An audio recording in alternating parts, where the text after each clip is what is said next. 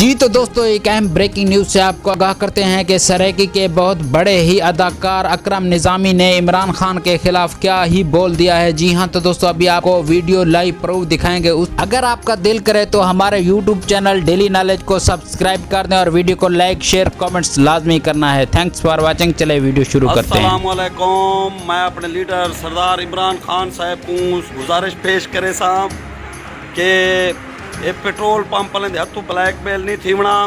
PSO pump ਦੇ ਉੱਤੇ petrol ਦੀ speed ਵਧਾ ਦੇ ਤੇ ਥੋੜਾ ਜਿਹਾ ਰੇਟ ਵੀ ਘਟਾ ਦੇ। ਅਗਰ ਇੱਕ ਦਿਨ ਦੇ ਵਿੱਚ ਪੈਟਰੋਲ ਪੰਪ ਵਾਲੇ ਅਗਰ ਹੜਤਾਲ ਬੰਦ ਕੀਤੋ ਨੇ, ਅਗਰ ਨਾ ਕੀਤੋ ਨੇ ਤਾਂ ਮੇਰਾ ਨਾਂ ਵਟਵਾ ਦੇਵੀ। ਤਕੜਾ ਥੀ ਮੇਰਾ ਯਾਰ ਆ ਨਾ ਤਾਂ ਸਾਰੇ ਬਲੈਕਮੇਲ ਕਰੇ ਸਨੀ। ਤਕੜਾ ਥੀ ਹੀ ਮੇਰੀ ਪੈਟਰੋਲ ਪੰਪ ਵਾਲੇ ਦਾ ਆਪਾਂ ਆਖਿਆ ਨਹੀਂ ਮੰਨਣਾ ਆ ਨਾ ਤਾਂ ਹਰ ਮਹਕਮਾ ਆਪਾਂ ਕੋਲ ਲੁੱਟੇ ਸਿਆ।